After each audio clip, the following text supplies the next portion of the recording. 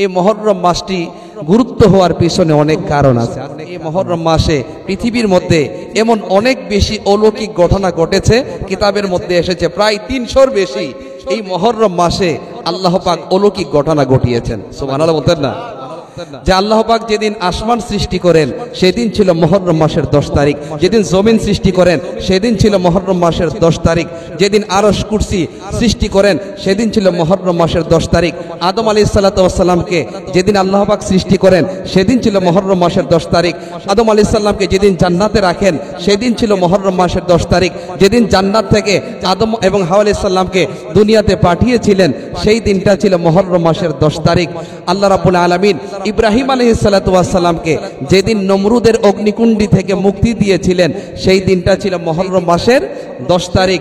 আল্লাহ রাব্বুল আলামিন যেদিন মুসা আলাইহিস সালাতু ওয়াস সালামকে ফেরাউনের কবল থেকে যেদিন নীল নদ পাড়ি দিয়ে আল্লাহ তাআলা মুসা আলাইহিস সালাতু ওয়াস সালামকে রক্ষা করেছিলেন সেই দিনটা ছিল মুহররম মাসের 10 তারিখ। আল্লাহ রাব্বুল আলামিন আইয়ুব আলাইহিস সালাতু ওয়াস সালামকে যেদিন রোগাগ্র অসুস্থতা থেকে মুক্তি দিয়েছিলেন সেই দিনটা ছিল মুহররম মাসের 10 তারিখ। হযরত নূহ আলাইহিস সালাতু ওয়াস সালামকে আল্লাহ রাব্বুল আলামিন যেদিন মহাপ্লাবন থেকে মুক্তি দিয়েছিলেন সেই দিনটা ছিল মুহররম মাসের 10 তারিখ। এইরকম ভাবে এই মুহররম মাসে অসংখ্য অগণিত ঘটনা আল্লাহ পাক ঘটিয়েছেন।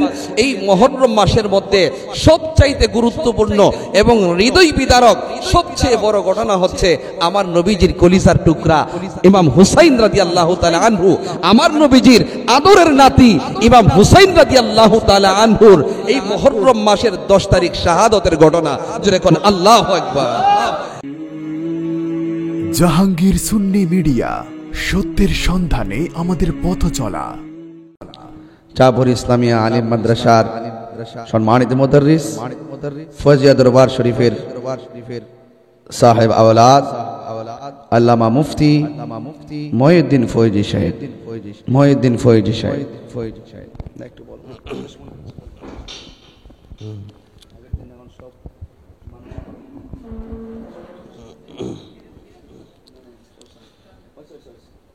আসসালামু আলাইকুম ওয়া রাহমাতুল্লাহি ওয়া বারাকাতুহু। সকলে মহব্বতের সাথে প্রিয় নবী সাল্লাল্লাহু আলাইহি ওয়াসাল্লামের উপরে দরুদ শরীফ পড়ি। আল্লাহুম্মা সাল্লি আলা সাইয়্যিদিনা মাওলানা মুহাম্মাদ ওয়া আলা আলি মাওলানা মুহাম্মাদ ওয়া আলা আলি সাইয়্যিদিনা মাওলানা। মুহররমের 10 তারিখে কি গোটাইলেন রাব্বানা, কলিজা মোর যাই গো ফাটি শুনলে তাহার ঘটনা। আল্লাহুম্মা সাল্লি আলা সাইয়্যিদিনা মাওলানা মুহাম্মাদ ওয়া আলা আলি সাইয়্যিদিনা মাওলানা। আলহামদুলিল্লাহ, আল্লাহ পাকের দরবারে শুকরিয়া আদায় করছি যে মহান আল্লাহ সুবহানাহু ওয়া তাআলা চাঁদপুর ফয়জিয়া দরবার শরীফের মাসিক তালিম এবং তারবিয়াতের মাহফিলে আল্লাহ পাক আমাদেরকে আসার বসার কিছু কথা বলার শোনার সুযোগটুকু দান করেছেন। সকলে পড়ি আমিন। সম্মানিত হাজিরিন, এতক্ষণ পর্যন্ত আপনারা অত্যন্ত গুরুত্বপূর্ণ নসিহতপূর্ণ আলোচনা শুনেছিলেন। ফয়জিয়া দরবার শরীফের সম্মানিত গদ্দিনিশীন আমার শ্রদ্ধেয় বড় ভাই আল্লামা পীর মুফতি গিয়াসউদ্দিন আত-তাহিরি মাদ্দাজিল্লাহুল আলীর জবান থেকে অত্যন্ত গুরুত্বপূর্ণ এবং নসিহতপূর্ণ আলোচনা শুনেছিলেন। তা আপনারা জানেন ফয়জিয়া দরবার শরীফের আজকে যে মাসিক তালিম এবং তারবিয়াতের এই মাহফিলটি, এটি একজন তরিকতপন্থী যারা সত্যিকার অর্থে একজন সালেক,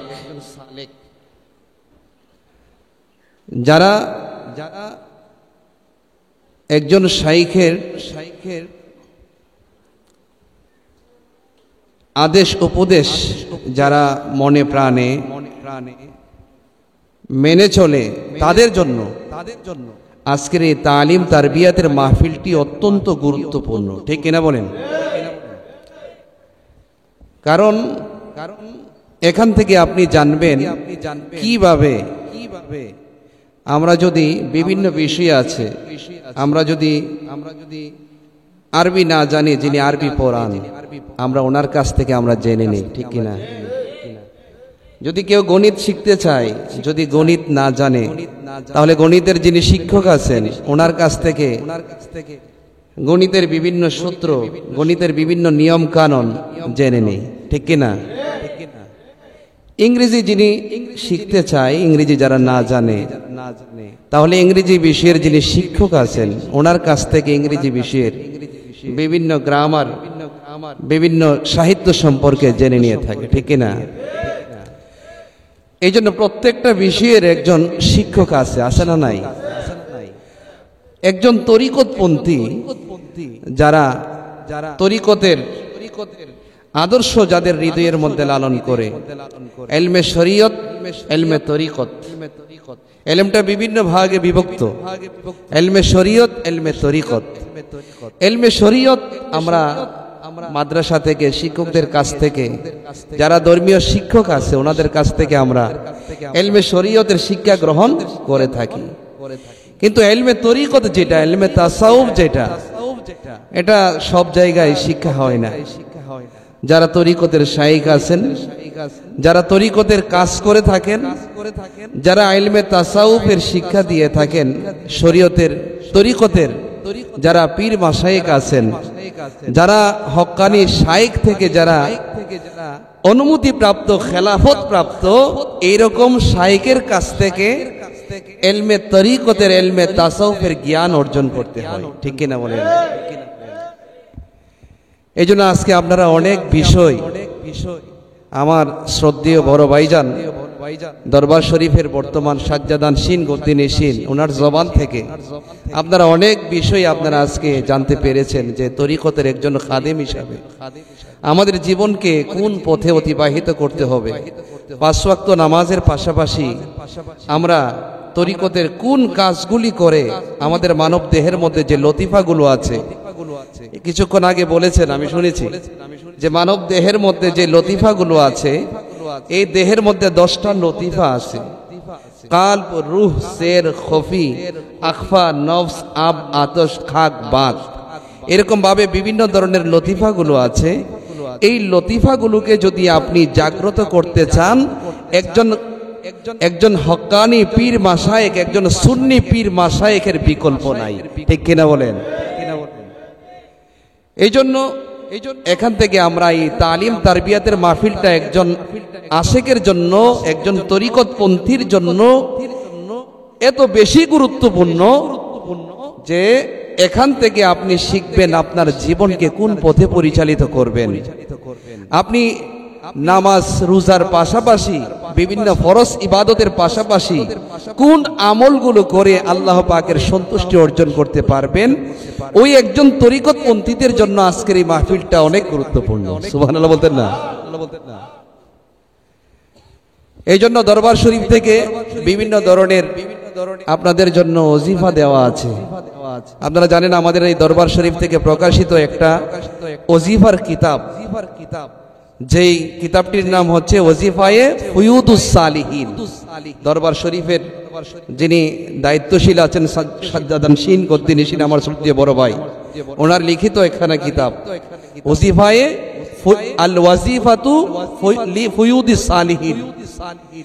যে এই কিতাবটা অনেকের কাছে আছে, এখানের মধ্যে অনেক দিক নির্দেশনা দেওয়া আছে। 5 ওয়াক্ত নামাজের পরে কোন আমলগুলো আপনি করবেন, 5 ওয়াক্ত নামাজের পরে কোন তাসবিহ তাহলিল গুলো করবেন, 5 ওয়াক্ত নামাজের পর কোন জিকির আজকার গুলো আপনি করবেন, অনেক দিক নির্দেশনা এখানে দেওয়া আছে, আছে না নাই? এই জন্য এই আমলগুলো করবেন, অনেক আমল দেওয়া আছে, যে তাসবিহে ফাতিমির আমল দেওয়া আছে। 5 ওয়াক্ত নামাজের পর 33 বার সুবহানাল্লাহ, 33 বার আলহামদুলিল্লাহ, 34 বার আল্লাহু আকবার, যে এই তাসবিহগুলোর আমল আপনারা করবেন। অনেক ফজিলত হাদিস শরীফের মধ্যে আসছে। এই আমলগুলো কেন দেওয়া হয়েছে?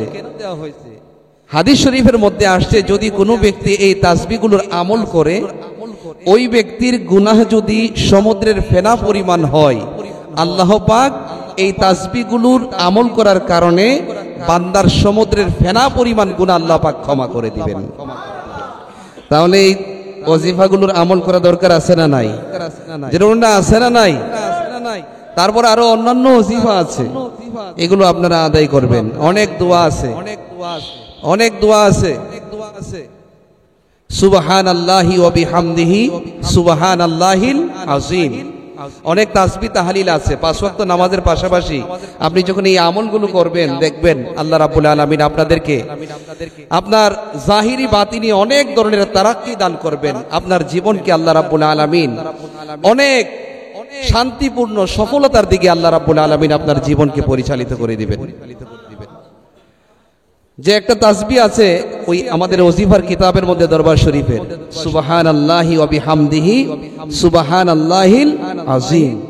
এই তাসবিহ আছে। আপনি যে দরবার শরীফের একজন সালেক, দরবার শরীফের একজন মুহিব্বিন মুরিদিন, যে এই তাসবিহটা পড়লে, হাদিস শরীফের মধ্যে আসছে যে এই তাসবিহটা পড়া অনেক সহজ, যে পরকালে যে মিজানের যে পাল্লা আছে, এই তাসবিহটার বিনিময়ে আল্লাহ রাব্বুল আলামিন বান্দার মিজানের পাল্লাকে ভারী করে দিবেন। আবার অনেক দোয়া আছে, তাসবিহ আছে। বিসমিল্লাহিল্লাযী লা ইয়াদুররু মা ইসমি শাইউন ফিল আরদি ওয়ালা ফিস সামাই ওয়া হুয়াস সামিউল আলিম। এই তাসবিহটা আমরা কেন পড়ি? বিভিন্ন ধরনের বিপদ আপদ থেকে মুক্তির জন্য, বিভিন্ন ধরনের বিপদ আপদ অনিষ্ট থেকে মুক্তির জন্য এই তাসবিহর আমলটা করা হয়ে থাকে। যদি কোনো বান্দা এই তাসবিহটার আমল করে, তাহলে আল্লাহ রাব্বুল আলামিন এই তাসবিহটার বিনিময়ে বান্দাকে বিভিন্ন ধরনের বিপদ আপদ থেকে হেফাজত করবেন। সুবহানাল্লাহ বলেন। আরেকটা তাসবিহ আছে, বেশি বেশি করে, লা হাওলা ওয়ালা কুওয়াতা ইল্লা বিল্লাহিল আলিয়্যিল আযীম। এক সাহাবী, আমার নবীজি একবার এক সাহাবীকে বললেন, আমি কি তোমাদেরকে জান্নাতের পথ দেখিয়ে দিব না? তখন তিনি বললেন, ইয়া রাসূলুল্লাহ, ইয়া হাবিবাল্লাহ, আমাকে আপনি জান্নাতের পথ দেখিয়ে দিন। তখন আমার নবীজি বললেন, তুমি বেশি বেশি করে লা হাওলা ওয়ালা কুওয়াতা ইল্লা বিল্লাহিল আলিয়্যিল আযীম এই তাসবিহটার আমল তুমি করবে। সুবহানাল্লাহ বলতেন না? তো দেখেন, এই যে এতগুলি তাসবিহ জানতেছেন, এতগুলো শিক্ষণীয় বিষয় আপনারা জানতেছেন, আজকে যদি এই মাসিক তালিম তারবিয়াতের মাহফিলে না আসতেন, আপনারা কি জানতে পারতেন? তাহলে আপনারা এই আমলগুলো ইনশাআল্লাহ করবেন। 5 ওয়াক্ত নামাজ পড়বেন, দরবার শরীফ থেকে নির্দেশনা দেওয়া আছে 5 ওয়াক্ত নামাজ পড়বেন এবং জিকির আজকার করবেন। প্রয়োজনীয় যে তাসবিহ তাহলিলগুলো দরবার শরীফ থেকে ওজিফা হিসাবে আপনাদের জন্য দেওয়া আছে, আপনাদের মুর্শিদ কেবলা কর্তৃক যেই তাসবিহগুলো দেওয়া আছে, এই তাসবিহগুলোর আমল আপনারা করবেন। আপনারা জানেন এই মাসটা অনেক গুরুত্বপূর্ণ মাস। আরবিতে 4টা মাস আছে, যেই 4টা মাসের দাম আল্লাহ পাকের দরবারে অনেক বেশি। 4টা মাস হচ্ছে সম্মানিত, মুহররম, রজব, জিলকদ, জিলহজ। এই 4টা মাস হচ্ছে আরবিতে সম্মানিত, যেটিকে আশ-শাহরুল মুহাররম বলা হয়, আল মুহাররামুল হারাম বলা হয়, সম্মানিত মাস বলা হয়। এই 4টি মাসকে, এই 4টি মাসের মধ্যে এই একটা মাস হচ্ছে মুহররমের মাস। সুবহানাল্লাহ বলতেন না? তাই এই 12টা মাসের মধ্যে, আরবি যে 12টি মাস, এই 12টি মাসের মধ্যে অত্যন্ত বেশি দামি এবং মূল্যবান মাস হচ্ছে এই মুহররমের মাস। এই মুহররম মাসটি গুরুত্ব হওয়ার পিছনে অনেক কারণ আছে, আছে না নাই? অনেক কারণ আছে। আপনারা জানেন এই মুহররম মাসে পৃথিবীর মধ্যে এমন অনেক বেশি অলৌকিক ঘটনা ঘটেছে, কিতাবের মধ্যে এসেছে প্রায় 300-র বেশি। এই মুহররম মাসে আল্লাহ পাক অলৌকিক ঘটনা ঘটিয়েছেন। সুবহানাল্লাহ বলতেন না?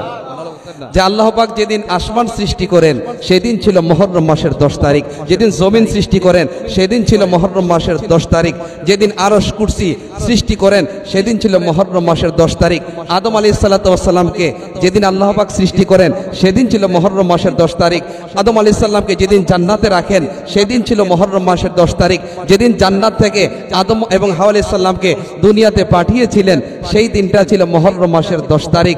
আল্লাহ রাব্বুল আলামিন ইব্রাহিম আলাইহিস সালাতু ওয়াস সালামকে যেদিন নমরুদের অগ্নিকুণ্ডি থেকে মুক্তি দিয়েছিলেন সেই দিনটা ছিল মুহররম মাসের 10 তারিখ। আল্লাহ রাব্বুল আলামিন যেদিন মুসা আলাইহিস সালাতু ওয়াস সালামকে ফেরাউনের কবল থেকে যেদিন নীল নদ পাড়ি দিয়ে আল্লাহ তাআলা মুসা আলাইহিস সালাতু ওয়াস সালামকে রক্ষা করেছিলেন সেই দিনটা ছিল মুহররম মাসের 10 তারিখ। আল্লাহ রাব্বুল আলামিন আইয়ুব আলাইহিস সালাতু ওয়াস সালামকে যেদিন রোগাগ্র অসুস্থতা থেকে মুক্তি দিয়েছিলেন সেই দিনটা ছিল মুহররম মাসের 10 তারিখ। হযরত নূহ আলাইহিস সালাতু ওয়াস সালামকে আল্লাহ রাব্বুল আলামিন যেদিন মহাপ্লাবন থেকে মুক্তি দিয়েছিলেন সেই দিনটা ছিল মুহররম মাসের 10 তারিখ। এইরকম ভাবে এই মুহররম মাসে অসংখ্য অগণিত ঘটনা আল্লাহ পাক ঘটিয়েছেন। এই মুহররম মাসের মধ্যে সবচাইতে গুরুত্বপূর্ণ এবং হৃদয় বিদারক সবচেয়ে বড় ঘটনা হচ্ছে আমার নবীজির কলিজার টুকরা ইমাম হুসাইন রাদিয়াল্লাহু তাআলা আনহু, আমার নবীজির আদরের নাতি ইমাম হুসাইন রাদিয়াল্লাহু তাআলা আনহুর এই মুহররম মাসের 10 তারিখ শাহাদতের ঘটনা। জোরে কোন আল্লাহু আকবার, আর জোরে বলুন আল্লাহু আকবার। এই ইমাম হুসাইন রাদিয়াল্লাহু তাআলা আনহু যেদিন শাহাদতের অকুণ্ঠ পিয়ালা পান করেছিলেন কারবালার জমিনে, ইমাম হুসাইন রাদিয়াল্লাহু তাআলা আনহু মাত্র 72 জন মতান্তরে 82 জন, আর ওই দিক দিয়ে এজিদ বাহিনী তারা ছিল 22,000-এর বেশি। ওই ইমাম হুসাইন রাদিয়াল্লাহু তাআলা আনহু কারবালার জমিনে ওই 22,000 ইয়াজিদ বাহিনীর সাথে ইমাম হুসাইন রাদিয়াল্লাহু তাআলা আনহু কারবালার জমিনে তিনি আমাদের জন্য একটা মেসেজ দিয়েছেন, যদি জীবন চলে যায় জীবন দেওয়া যাবে, যদি জীবন চলে যায় জীবন দেওয়া যাবে, জীবন চলে যাবে তারপরেও মিথ্যা অপশক্তির কাছে, বাতিলের কাছে, অন্যায়ের কাছে মাথা নত করা যাবে না। আল্লাহু আকবার, জিন্দাবাদ। এটা হচ্ছে ইমাম হুসাইন রাদিয়াল্লাহু তাআলা আনহুর শিক্ষা। এই জন্য আমরা যারা আহলে বায়াতের পাগল, আমরা যারা পাক পাঞ্জাতনের পাগল, ইমাম হুসাইন রাদিয়াল্লাহু মুহররম মাস যখন আসে একজন আশিকে রাসূলের অন্তর বিগলিত হয়ে যায়। মুহররমের চাঁদ যখন আমরা দেখি, যারা সত্যিকার আশিকে রাসূল, যাদের অন্তরে পাক পাঞ্জাতনের মহব্বত আছে, ইমাম হুসাইন রাদিয়াল্লাহু তাআলা আনহুর মহব্বত আছে, মুহররম মাসের চাঁদ যখন আকাশের মধ্যে আমরা দেখি তাদের অন্তর ইমাম হুসাইনের প্রেমে কান্না করে। ঠিক না বলেন? আর জন্য ঠিক কিনা? এই জন্য ইমাম হুসাইন রাদিয়াল্লাহু তাআলা আনহু যিনি হচ্ছেন আমার নবীজির কলিজার টুকরা, পাক পাঞ্জাতনের যিনি পাক পাঞ্জাতনের সদস্য, আমার নবীজির আহলে বাইতের সদস্য, তিনি হচ্ছেন ইমাম হুসাইন রাদিয়াল্লাহু তাআলা আনহু। জোরে বলেন সুবহানাল্লাহ। ইমাম হুসাইন রাদিয়াল্লাহু তাআলা আনহু, সময় সংক্ষেপ, ইমাম হুসাইন রাদিয়াল্লাহু তাআলা আনহু আমার নবীজি ইমাম হাসান এবং হুসাইন তাদেরকে এত বেশি মহব্বত করতেন যে এই দুইটা নাম দুনিয়ার কোনো নাম না। এই দুইটার নাম ইমাম হাসান এবং হুসাইন রাদিয়াল্লাহু তাআলা আনহু যখন দুনিয়াতে আসলেন তিনাদেরকে এত বেশি মহব্বত করতেন, ডান কানে যিনি আজানটা দিয়েছিলেন তিনি হচ্ছেন আমার নবী মুহাম্মদ মুস্তাফা সাল্লাল্লাহু আলাইহি ওয়াসাল্লাম। যিনি বাম কানে ইকামত দিয়েছিলেন, ওনারা যখন জন্মগ্রহণ করেন দুনিয়াতে আসেন, আমার নবীজি ডান কানে আজান দিয়েছিলেন, বাম কানে ইকামত দিয়েছিলেন। সুবহানাল্লাহ বলতেন না? আমার নবীজি বলছেন হাসান এবং হুসাইন রাদিয়াল্লাহু তাআলা আনহুমা এই দুইজন হচ্ছে জান্নাতের কোটি কোটি জান্নাতের যুবকদের সর্দার। সুবহানাল্লাহ বলতেন না? এত বেশি মহব্বত আমার নবীজি করতেন। এই জন্য আজকের অন্যান্য মাসের তুলনায় আজকের এই তালিম তারবিয়াতের মাহফিলটা এত বেশি গুরুত্বপূর্ণ, যেহেতু আমরা মুহররম মাসটা পেয়েছি। সুবহানাল্লাহ বলতেন না? যে আমার নবীজি কত মহব্বত করতেন, এত বেশি মহব্বত করতেন। একবার মসজিদে নববীতে আমার নবীজি খুতবা দিতেছেন, আমার নবীজি মসজিদে নববীতে আমার নবীজি দাঁড়িয়ে খুতবা দিচ্ছেন, হঠাৎ করে আল্লাহর হাবিব সাল্লাল্লাহু আলাইহি ওয়াসাল্লাম খুতবা বন্ধ করে দিলেন। সুবহানাল্লাহ বলতেন না? আমার নবীজি খুতবা বন্ধ করে দিলেন। আমার নবীজি খুতবা বন্ধ করে দিয়ে আমার নবীজি একটু সামনে গেলেন, মসজিদে নববীর মিম্বর থেকে আমার নবীজি একটু সামনে গেলেন, গিয়ে দেখলেন যে মসজিদে নববীর দরওয়াজা দিয়ে আমার নবীজির কলিজার টুকরা ইমাম হাসান এবং হুসাইন দুইটা ভাই তারা মসজিদে নববীর মধ্যে তাশরিফ আনছেন। তখন আমার নবীজি তাদেরকে যখন দেখলেন, হাসান এবং হুসাইন রাদিয়াল্লাহু তাআলা আনহুমা, এই দুইজনকে আমার নবীজি জড়াইয়া ধরলেন, তাদেরকে কুলের মধ্যে নিলেন। কুলের মধ্যে নেওয়ার পর আমার এই হাসান এবং হুসাইন দুইজন আমার নবীজির এরকম ভাবে দাড়ি মুবারক আমার নবীজির হিলাল করতেছে, ধরতেছে। তখন আমার নবীজি বললেন আল্লাহুম্মা ইন্নী উহিব্বুহুমা ওয়া আহিব্বাহুমা, হে আল্লাহ, আমার কলিজার টুকরা ইমাম হাসান এবং হুসাইন, এই দুইজনকে আমি মহব্বত করি, আপনিও তাদেরকে মহব্বত করেন। সুবহানাল্লাহ বলতেন না? আমার নবীজি আরো বললেন, এই দুইজনকে যারা মহব্বত করবে, হে আল্লাহ, আপনি তাদেরকেও মহব্বত করেন। সুবহানাল্লাহ। এই ইমাম হাসান এবং হুসাইন রাদিয়াল্লাহু তাআলা আনহুমা, তাদেরকে আমার নবীজি বেশি মহব্বত করতেন, ভালোবাসতেন। এই জন্য আজকে মুহররম মাসে ফয়জা দরবার শরীফের মাসিক তালিম তারবিয়াতের আজকের এই মাহফিলটি আমাদের কাছে, সকলের কাছে, সকল ভক্ত সালিকিনের কাছে অত্যন্ত বেশি গুরুত্বপূর্ণ। ঠিক কিনা বলেন? আল্লাহ রাব্বুল আলামিন যেন আমাদের সকলকে যেন আহলে বাইতের মহব্বত, আমার নবীজির পাক পাঞ্জাতনের মহব্বত যেন আমাদের অন্তরে ধারণ করে, আমার নবীজির আদর্শ অনুযায়ী ইমাম হুসাইন রাদিয়াল্লাহু তাআলা আনহু কারবালার জমিনে আমাদের জন্য যেই শিক্ষা রেখে গিয়েছেন, সেই সত্যের পথে, ন্যায়ের পথে আমাদেরকে যেন আল্লাহ পাক চলার তৌফিক দান করেন। সকলে পড়ি আমিন। আরো জোরে বলি আমিন। ওয়া আখিরু দাওয়ানা আনিল হামদুলিল্লাহি রাব্বিল আলামিন। আসসালামু আলাইকুম ওয়া রাহমাতুল্লাহ। আলহামদুলিল্লাহ, শুনছিলেন মাহে মুহররমের তাৎপর্য সম্পন্ন আলোচনা। আল্লাহ পাক যেন আমাদের সকলকে এই আলোচনাকে আমল করার তৌফিক দান করে, বলুন আমিন। ইসলাম জিন্দা হোতা হ্যায় হর কারবালা কে বাদ।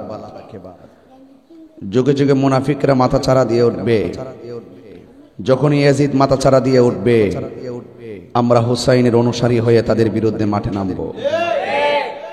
যখনই গৌরগোবিন্দ উত্তরসূরিরা মাথাচাড়া দিয়ে উঠবে, আমরা বাবা শাহজালালের উত্তরসূরিরা ময়দানে ঝাঁপিয়ে পড়ব।